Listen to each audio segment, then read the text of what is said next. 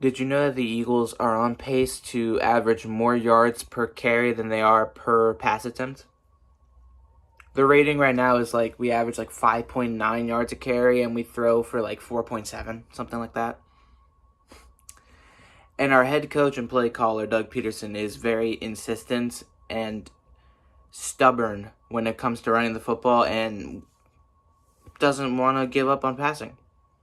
Like against the Giants, Boston Scott got the ball 3 times, had 63 yards and a touchdown. Miles Sanders had it for like 15, 14. No, not even 14. I think it was like 11 because Wentz had like 12, and then Jalen Hurts or Wentz had 12. Wentz had like 2. Hurts had 2. That was about it. So Sanders had it for like 11 for like 83. like and meanwhile Carson Wentz is throwing nearly 40 times per game, barely eclipsing 250 yards. Because that's going to win you a football game. Now, I'm not trying to defend Carson. You guys know how I feel about Carson Wentz as of right now, but I just want to full disclaimer that Doug Peterson is just as big as an issue as Carson Wentz and the defense right now is. Jim Schwartz and his defense, Carson Wentz and his decision-making at quarterback, and Doug Peterson as a head coach and as a play caller.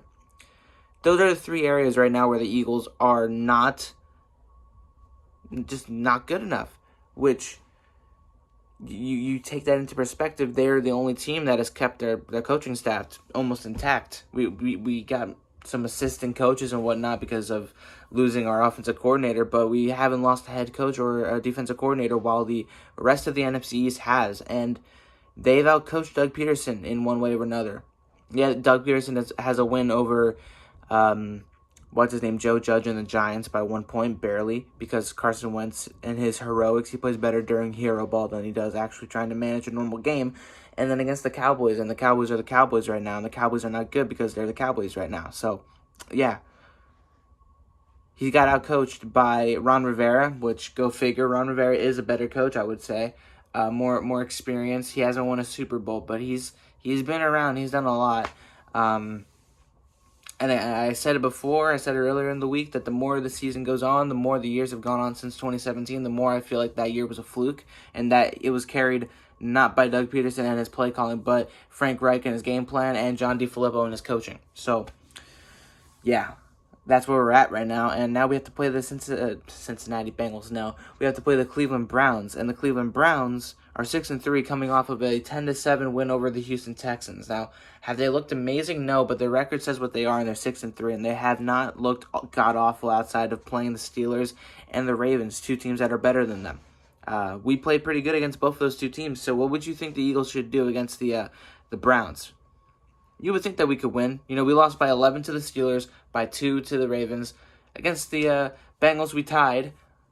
You know, we didn't win or lose against the Bengals. We tied, but then there's Cleveland. You know, then there's the Browns, and they don't have Odell Beckham, but they got Nick Chubb, they got Kareem Hunt, they got Jarvis Landry, they got Austin Hooper, they got Myles Garrett on defense, who's having a great year. This is gonna be a bad game. It's gonna be a bad game, and I'm gonna break it down on Friday, like I always do, but. Any like hope that I normally would have at this point, it's gone, man. It's gone. I don't have any hope to give right now. I'm just here to watch the game and see how we do. That's all I'm doing at this point. I think that's all you guys should be doing too. We're 3-5-1 in first place by a game and a half. Not even a game, because we have 2 less losses than the Cowboys or than the Giants. And our schedule, along with the Cowboys, gets harder if the Giants keep playing at the level they're playing at. They're most likely going to win this division, and I believe that they will, and props to them for playing like a team that wants to win. Cowboys were broken before the season started defensively, lost a lot of guys along the way to get to where they are now. The Eagles have just been a complete mess and a disaster the past 2.5 years, and we're not doing anything about it until now. Now everyone's starting to truly see how messed up this team is under Doug Peterson. 2017 was a fluke, and it wasn't him that won the Super Bowl. It wasn't.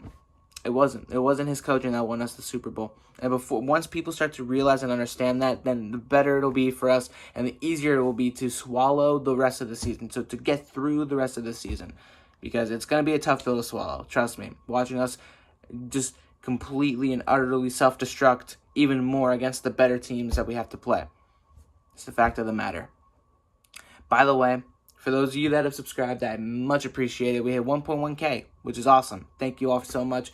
Keep hitting the like and keep subscribing if you are new. A lot of you guys that watch me are newer people, so please feel free to subscribe if you want to talk Eagles football. And I'll see you all in the next video. Let's see how the Eagles do moving forward. Let's see whatever else pops up. And, yeah, I'll talk to you guys then. Stay safe and have fun, guys.